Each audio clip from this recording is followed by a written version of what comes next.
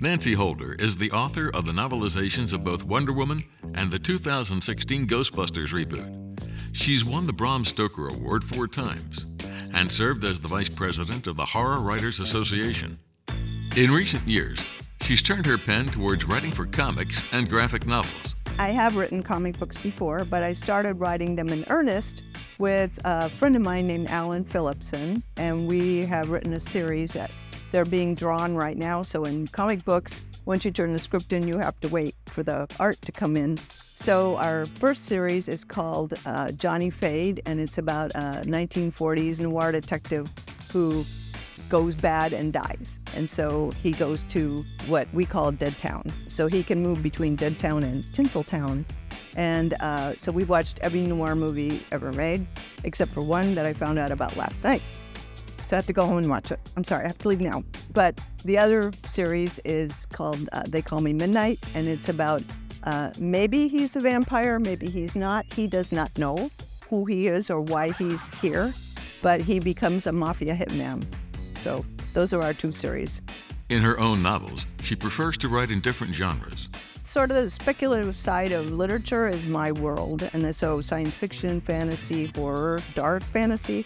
You know, when you have the Dewey Decimal or Library of Congress, whatever you guys use, we have our little teeny subgenres in our worlds. So all those kind of little bits of things that aren't real are my thing. So that's what I do. Several of her novels are based on movies or television programs. What are the benefits of crafting a story for established characters? There are 2 ways to look at it. I enjoy both for different reasons. The reason I like working with established characters is, A, once you find your footing, that's important because sometimes it just does not work. The producers or the company that's distributing the series have a different vision and you clash. And I have to please a publishing company, a production company, a distributor. So I have to please a lot of masters. So there's no room for ego. You have to fulfill their requirements. So some people who are writers don't like doing what is called tie-in work because you have to conform to what they want and you have to give them what they want. And if you do it in a way they don't like, you have to redo it. But the value of that is once the character is established in people's minds, you can write all kinds of different adventures for them. So I've written mysteries, romances, scary ones, not scary ones, and you get to play with different forms as long as you're true to their characters. So that's very freeing because on the other side, if you're known for writing a series or a kind of a flavor of work and you depart from that, people are like, wait, this is not like what you do. But over here, you have more freedom in a funny way because once the characters are established, you know, like there'll be a musical episode of a show or they'll all go back in time in a show. It's the same kind of thing with books. And so there's an odd freedom to writing in somebody else's sandbox that I didn't realize would happen. When writing a tie-in novel, a comic, or her own books, how does she keep her work on track? I am an outliner. And a lot of that was when I write for a show like that, I have to explain what I'm going to do and stick to it. I can't surprise them. And so I get very clear before I start because I don't want to cause any problems, usually on a tight deadline. So that's carried over onto the other side. And so almost everything I do, I outline. And when Alan and I do comic books, we way outline because you have to keep track of when you turn the page, you have to have a surprise on this page, not this page, because you don't want your reader to skip a page to see what's cool on the other side. So you have to very carefully plot out exactly what happens on every page before you start. Organization is probably a weak point with me. I have a co-editor. I do a lot of Sherlock Holmes projects, and I do a lot of them with another writer named Margie Deck. And Margie is the most organized person I've met in my entire life. And I've stolen some of Margie's ideas. Margie, for example, will have a bulletin board with all her deadlines and all her due dates and where she is in each project. I've gotten as far as buying a bulletin board and remembering where I put the pins and putting up emails that say when the due dates are.